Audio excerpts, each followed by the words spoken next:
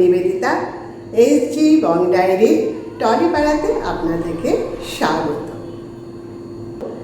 আজ আমি গল্প করব একটি মিষ্টি মেয়ের। এক ভাই ও এক বোন। বোনটির ছোটবেলার থেকে বসবাস ছিল সুরের জগতে, কিন্তু ভাইয়ের তা ছিল না, ছোটবেলার থেকেই ছিল অন্য জগতে। সে হচ্ছে IT কর্মী। তারপর গল্পটি যখন আরেকটু আগাচ্ছে, একটি রিয়েলিটি শো থেকে বোনটির সুরের জগতে যাত্রা শুরু। মাত্র 16 বছর বয়সেই জিতে নিল সারে গামা পার। সে বছরই নামী পরিচালক সঞ্জয় লীলা বনসালির ছবি দেবদাসে গান গেয়ে রাতারাতি এই ছোট মেয়েটি হয়ে গেল প্রসিদ্ধ, ভারতে গেল। আর ভারতবর্ষের ঘরে ঘরে তার গান পৌঁছে গেল। মিষ্টি কণ্ঠ ছুঁয়ে গেছিল সবার মন। আজ বলিউডের প্রথম সারিতে যে সঙ্গীত শিল্পীরা রয়েছেন তাদের মধ্যে ইনিও একজন। বাংলা গানের জগতেও দিয়েছেন হিট গান। শ্রেয়া ঘোষালের রেকর্ডকৃত প্রথম গান হলো গান রাজ রঙ্গি নাচাতো। এটি লতা মঙ্গেশকরের গাওয়া একটি মারাঠি গানের কভার সং। তার প্রথম স্টুডিও অ্যালবাম হলো বেঁধেছি বিনা, 1988 সালের 1 জানুয়ারিতে প্রকাশিত হয়েছিল। তিনি 2003 সালে চলচ্চিত্রের জন্য তার বাংলা গানের কেরিয়ার শুরু করেছিলেন। তিনি চ্যাম্পিয়ন এবং মায়ের আঁচলের মতো চলচ্চিত্রের জন্য গান গেয়েছিলেন। তিনি তার 2005 সালে শ্রেষ্ঠ মহিলা নেপথ্য গায়িকার জন্য আনন্দলোক পুরস্কার এবং 2005 সালে শ্রেষ্ঠ মহিলা প্লেব্যাক সিঙ্গার জন্য ETV বাংলা চলচ্চিত্র পুরস্কার পান। তিনি বেঙ্গল ফিল্ম জার্নালিস্ট অ্যাসোসিয়েশন শুভদৃষ্টির জন্য সেরা মহিলা প্লেব্যাক পুরস্কারও সম্মানিত হন। তিনি প্রায় 317টি গান গেয়েছেন। এলো চুল, আলু থালু শাড়ি, মনে মনে আবিরকে কল্পনা করে লজ্জায় লাল ঋতুভরি, আর শ্রেয়া ঘোষালের কণ্ঠে অভিনয়ে রীতাভরি। গানটি আজ সারা বেলা।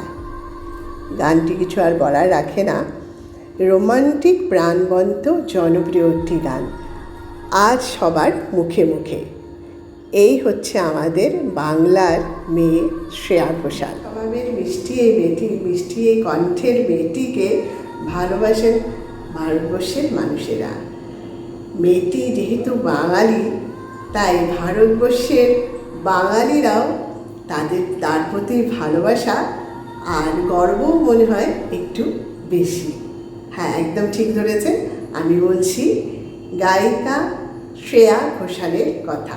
আজ আমরা গল্প করব শ্রেয়া ঘোষালের সঙ্গীত জীবনের গল্প। তবে ইন্ডাস্ট্রিতে পা রাখার সাথে সাথেই সোনু নিগমের সাথে তার নাম জড়ায়। আর সেই সময় সোনু নিগম যেহেতু অনেকটাই পরিচিত ও জনপ্রিয় গায়ক ছিল, তাই এই কথা আগুনের মতো ছড়িয়ে পড়ে চারপাশে। আর সোনু নিগম কিন্তু তখন ছিল বিবাহিত, তাই অনেক কল্পনা চলতে থাকে তাদের দুজনের সম্পর্ককে নিয়ে, শ্রেয়া ঘোষাল ও সোনু নিগমের সম্পর্ককে নিয়ে। কিন্তু তারা দুজনেই এই কথাগুলো যে জল্পনা, শুধুমাত্রই জল্পনা, সত্যি নয়, তারা দুজনেই সে কথা বললেন। এরপর ধীরে ধীরে মানুষই সেটা ভুলেও যায়। দেবদাস ছবিটি হচ্ছে তার প্রথম ছবিতে প্লেব্যাক। সারেগামা পাস থেকে দেবদাস ছবিতে আসা, এর পিছনে কিন্তু রয়েছে এক মজার গল্প। যে সিজনে সারেগামা পাতে শ্রেয়া ঘোষাল জয়ী হন, সে সময় সঞ্জয় লীলা বনসালির মা নিয়মিতভাবে গান বা সারেগামা পা রিয়েলিটি শোটি নিয়মিত উনি দেখতেন। আর তখন তিনি শ্রেয়া ঘোষালের গানও শুনতেন। আর শ্রেয়া ঘোষালের গান শুনে তাদের খুব ভালো, সঞ্জয় লীলা বনসালির মার খুব ভালো লেগেছিল তার এই মিষ্টি কণ্ঠটি, শ্রেয়া ঘোষালের মিষ্টি কণ্ঠটি। আর সে তখন কাকে বলল? সঞ্জয় লীলা বনসালি, পরিচালক সঞ্জয় লীলা বনসালিকে বলল যে সারেগামাপা জয়ী হয়েছে একটি মিষ্টি মেয়ে, মিষ্টি কণ্ঠের মেয়ে, তার নাম দেবদাস ছবির গানের জন্য তাকে বলা যায়। আর সঞ্জয় লীলা বনসালি সেভাবেই আগালেন। আর তারপর আমরা জানি দেবদাস প্রথম ছবি, দেবদাসী ছবিতেই প্রথম গান করলেন। সে গান প্রচণ্ড জনপ্রিয় হয়েছে, এখনও জনপ্রিয়। আর তেমনি শ্রেয়া ঘোষালও আমাদের, তার কণ্ঠ, তার মিষ্টি কণ্ঠ, তার সুন্দর গান বাংলাতেও যেমন আমরা ভালোবাসছি, বলিউডেও ভালোবাসছি।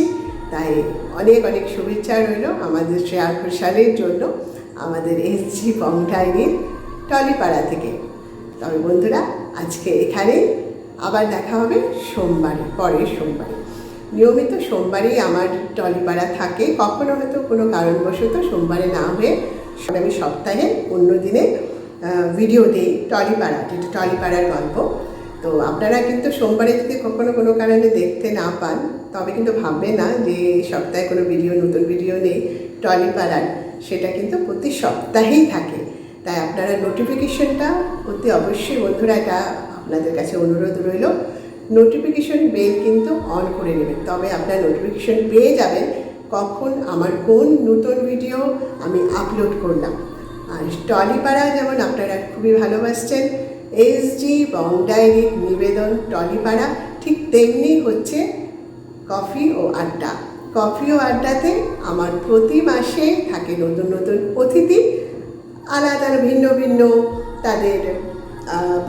তাদের ব্যাকগ্রাউন্ড, ভিন্ন ভিন্ন তারা পেশার, ভিন্ন ভিন্ন তাদের জনপ্রিয়তা। তো সেটাও আপনাদের খুব ভালো লাগবে। খুব অনেক রকম গল্প থাকে, অনেক বং ডায়েরির নিবেদন কফি আড্ডা অতি অবশ্যই আপনারা দেখবেন। চ্যানেলটিকে যারা সাবস্ক্রাইব করেছেন তাদের কাছে অনুরোধ, নোটিফিকেশন বেল অন করে নেবেন, তবে যখনই আমি ভিডিওটা দিই আপনাদের কোনো ভিডিও মিস হবে না। সে আমার কফি ও আড্ডার কোনো অতিথিও হতে পারে, আর টলিপাড়ার বিভিন্ন গল্পও হতে পারে, যাতে আপনারা মিস করে না যান। তার জন্য কী করবেন, চ্যানেলটিকে অতি অবশ্যই সাবস্ক্রাইব করে নেবেন। সাবস্ক্রাইব করে, হ্যাঁ শুধু সাবস্ক্রাইব করে নোটিফিকেশন অন করে নেবেন। আর আরেকটা হচ্ছে শেয়ার করে দেবেন। কমেন্ট করতে ভুলবেন না, কমেন্ট করে জানাবেন কেমন লাগছে। তারা ইনস্টাগ্রামে যেতে পারেন, ইনস্টাগ্রামে আমার স্টার গ্ল্যাম ইউটিউব বলে আমার ইনস্টাগ্রাম প্রোফাইল, সেটা আপনারা ফলো করতে পারেন। তবে আজকে এখানেই, ধন্যবাদ।